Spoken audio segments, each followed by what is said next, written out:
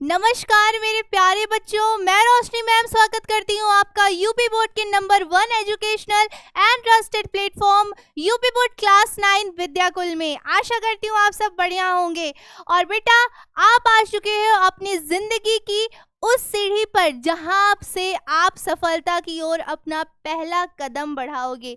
जी हाँ बच्चों, मैं बात कर रही हूँ क्लास 9 की। अभी तक आप थे जूनियर, यानी आप छोटे छोटे प्यारे प्यारे नन्हे नन्हे बच्चे तो आप अभी भी हो, लेकिन अगर स्टडी अकॉर्डिंग देखा जाए तो आपका स्टैंडर्ड बढ़ गया है। यानी अब आप आ चुके हो सीनियर सेकेंडरी में।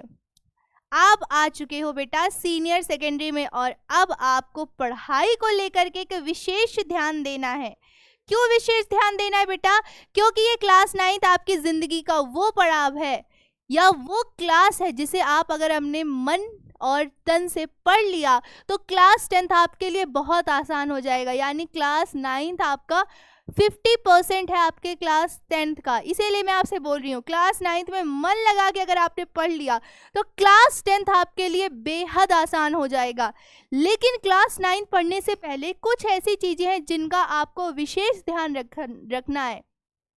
कुछ ऐसी चीजें हैं जिनके बारे में आपको बहुत अच्छे से ध्यान रखना है। सिलेबस आपको पता होना चाहिए, बुक कौन सी परचेज करनी है ये भी आपको पता होना चाहिए, प्लस बेस्ट गाइडेंस कहाँ से मिलेगी ये भी आपको पता होना चाहिए। तो आज के इस सेशन में मैं वो सारी चीज़ें डिस्कशन करूंगी जो आपको स्टार्टिंग में अपने बेस को मजबूत करने के लिए पता होना चाहिए, क्योंकि क्लास 9th आपका बेस है और क्लास 9th के बेस को मजबूत करने के लिए वो चीज़ें मैं आज आपको बताऊंगी। तो आज मैं करने वाली हूँ बेटा न्यू सिलेबस डिस्कशन 2025-26, यानी आपका जो लेटेस्ट सिलेबस है उस पर मैं आज आपसे डिस्कशन करने वाली हूँ। तो बेटा बिना किसी देरी के शुरू करते हैं। तो आप सभी का स्वागत है बेटा 25-26 के इस प्यारे से सेशन में। और बेटा मैं आपको बता दूं कि अब आप 8th स्टैंडर्ड से 9th स्टैंडर्ड में आ चुके हो, है ना।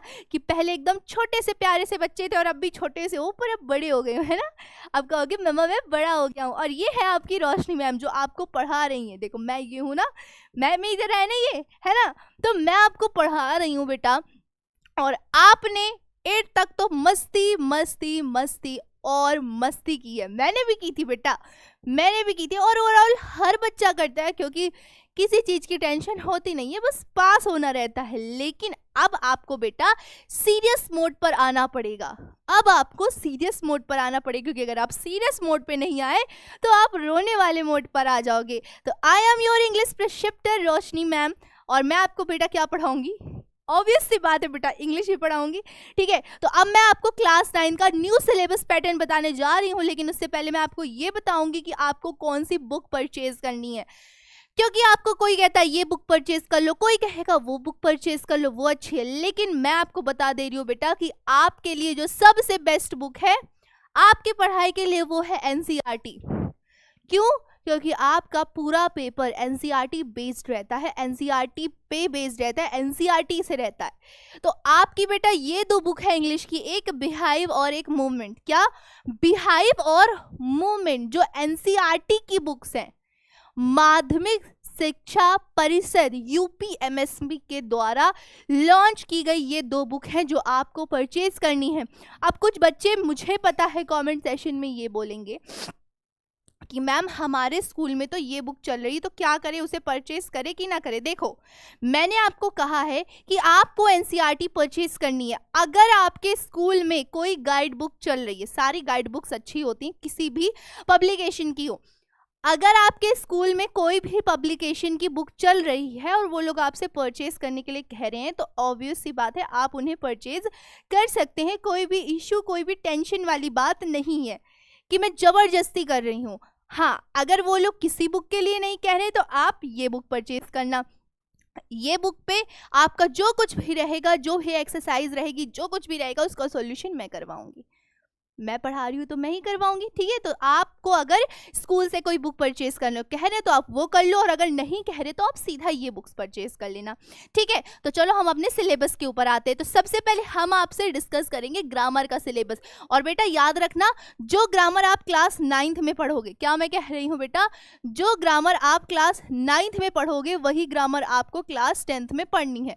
तो क्लास 9th में इसलिए बोलिए बहुत ध्यान दे के आपको ग्रामर को बहुत अच्छे से पढ़ना है। तो देखो ग्रामर में आपका रहता है अनसीन पैसेज, ठीक है, जैसे जिसे आप हिंदी में अपठित गद्यांश बोलते हो, ठीक है।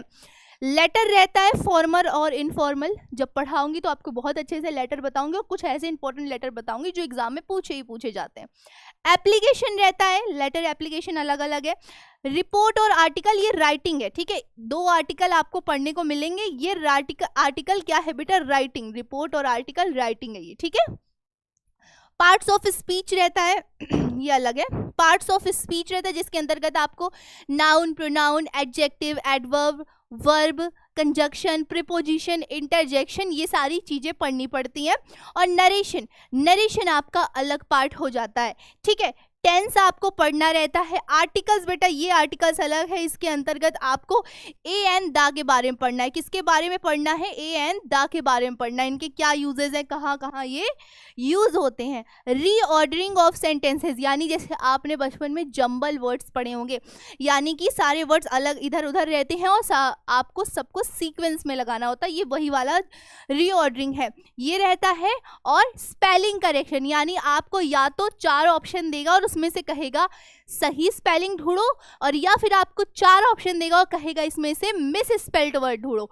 तो आपका ये हो जाएगा। वॉइस, एक्टिव पैसिव वॉइस आपको इस पे पढ़ना है, ठीक है। और punctuation full stop, comma, apostrophe S हो गया है ना, है, और जो भी आपके सिंबल्स रहते हैं जो आपके ग्रामर में यूज होते हैं, इंग्लिश में यूज होते हैं, उनके बारे में पढ़ना है। और ट्रांसलेशन, हिंदी में आपको दिया रहेगा और इंग्लिश में आपको ट्रांसलेट करना रहता है। और यही सेम इंग्लिश ग्रामर आपका क्लास 10th में आती है। तो क्लास 9th में इसलिए बोल रही हूँ बेटा, इस चीज़ पर आपको 100% फोकस करके पढ़ना है। और कोई दिक्कत वाली बात नहीं, अगर आपने 90 से 95% भी फोकस कर लिया तो आपको 10th में सोचो ग्रामर कंप्लीट आपकी। 10th में सिर्फ रिवीजन करना रहेगा, पूरा फोकस आप लिटरेचर पे कर पाओगे, है ना। इसीलिए बोल रही हूँ कि 9th को बहुत अच्छे से आपको पढ़ना है, ठीक है।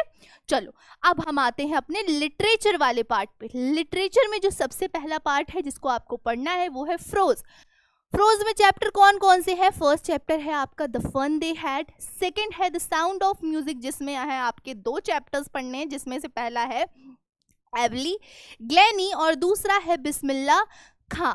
तीसरा है आपका चैप्टर द लिटिल गर्ल, चौथा है अ ट्रूली ब्यूटीफुल माइंड, पांचवा है the snake and the mirror. ये 5 चैप्टर हो गए जिसमें सेकंड चैप्टर के 2 सब चैप्टर्स हैं। नेक्स्ट आपका चैप्टर है माई चाइल्डहुड और तीसरा चैप्टर है आपका reach of for the top. इसमें आपको 2 चैप्टर्स पढ़ने हैं, Santosh Yadav and Maria Sharapova. Second chapter में भी 2 सब चैप्टर्स थे और 7th चैप्टर में भी 2 सब चैप्टर्स है। 8th चैप्टर है Kathmandu and the last one is if I were you. ये है आपका बेटा 9th का फ्रोज पार्ट का सिलेबस। फिर हम आते हैं बेटा अपने पोइट्री पार्ट के सिलेबस में। किस में आते हैं बेटा? हम आते हैं आपके पोएट्री पार्ट के सिलेबस में, और बहुत बेस्ट पार्ट रहता है ये, ठीक है, क्योंकि पोएट्री बहुत प्यारी प्यारी है आपकी 9th में। पहला है the road not taken, next है आपका wind, next rain on the roof and the next the lake एल्स of Innisfree, a legend of the northland, 6 no men are foreign. ये है आपके पोएट्री पार्ट का सिलेबस। और चैप्टर्स है इसमें 2, on killing a tree and the last one is a slumber did my spirit seal. Spirit सुन के डर तो नहीं लगने लगा ना? आत्मा थोड़ा सा आत्मा वगैरह का कुछ आत्मा का है नहीं, लेकिन जो कुछ भी है इस पे बहुत प्यारा है, ठीक है। तो ये चैप्टर है बेटा आपके पोएट्री पार्ट के जो आपको पढ़ने हैं। अगले भाग पे आ जाते, बहुत ध्यान से देखिएगा, ठीक है। अगले भाग पे आ जाते फुटप्रिंट्स विदाउट फीट, सप्लीमेंट्री, ठीक है। फुटप्रिंट्स विदाउट फीट आपकी सप्लीमेंट्री है, देख लेना, ठीक है। तो कौन कौन से चैप्टर हैं? The lost child, the adventure of Toto, Iswaran the storyteller, in the kingdom of fools, the happy prince, the last leaf. अगला chapter a house is not a home, the beggar, 8 chapter आपके ये हैं। ठीक है, ये क्या हो गए आपके, देखो फ्रोज के हो गए, फ्रोज पार्ट, पोएट्री पार्ट और सप्लीमेंट्री, और क्या हो गया, सप्लीमेंट्री। ठीक है, ये आपके क्या हो गए, आपके इंग्लिश के टॉपिक्स हो गए। और यहाँ पे ये फुटप्रिंट्स विदाउट फीट नहीं है बेटा, यहाँ पे आपका मूवमेंट बुक है ना, तो मूवमेंट्स हो गया। फुटप्रिंट्स आप विदाउट फीट आपकी 10th की बुक है। ठीक है, तो ये मूवमेंट की बुक हो गई। तो ये चैप्टर्स मैंने आपको बता दिए हैं। ठीक है, तो ये बेटा थे आपके चैप्टर्स जिनको आपको पढ़ना है, और बुक मैंने आपको बता दी कि आपको कौन कौन सी बुक परचेज करनी है, बिहाइव और मूवमेंट। तो ध्यान से इन बुक्स को आप परचेज कर लेना। स्कूल में अगर किसी बुक को कह रहे हैं तो आप वही बुक परचेज कर लेना, नहीं कह रहे तो आप एनसीईआरटी ही परचेज करना। और मैं फिर से बता रही हूँ बेटा कि जब घर को मजबूत बनाना होता है तो सबसे पहले उस घर की नींव को मजबूत बनाना पड़ता है। और अगर आपको अपने जीवन को मजबूत बनाना है तो आपको अपनी नींव मजबूत करनी पड़ेगी, यानी आपको क्लास 9th को बहुत अच्छे प्रकार से पढ़ना पड़ेगा। अगर क्लास 9th अच्छे से पढ़ा तो 10th अच्छा जाएगा, 9th 10th अच्छा गया तो 11th में आपका पूरा ध्यान लगा रहेगा पढ़ने में, और 11th अच्छा गया तो आपका 12th बहुत अच्छा जाएगा। ये 4 साल बेटा आपके जिंदगी के वो गोल्डन चांस होते हैं जिसे अगर किसी बच्चे ने फुली यूज कर लिया, इस पे फुली कॉन्सेंट्रेट कर लिया बेटा, तो उसकी आगे की जिंदगी पार है। लेकिन किसी बच्चे ने अगर लापरवाही कर दी इन 4 सालों में, तो बेटा आगे की आने वाली जिंदगी उसकी क्या डिसाइड है वो खुद भी नहीं जानता है। तो बी फोकस कि आप इन चैप्टर्स को, इस क्लास को बहुत अच्छे से पढ़ोगे। ठीक है, तो प्यारे बच्चों आज की क्लास में बस इतना ही। अगले क्लास में मैं लेकर के आऊंगी आपका चैप्टर 1 का explanation, the fun they had का एक्सप्लेनेशन। ठीक है, बहुत प्यारा चैप्टर है ये, और अगर आपके पास बुक है तो इसको पढ़िएगा चैप्टर को, और मुझे आप कमेंट करके बताइएगा who is the author of the fun they had story. तो प्यारे बच्चों मैं मिलती हूँ आपसे अगली क्लास में, तब तक के लिए आप अपना ख्याल रखिएगा।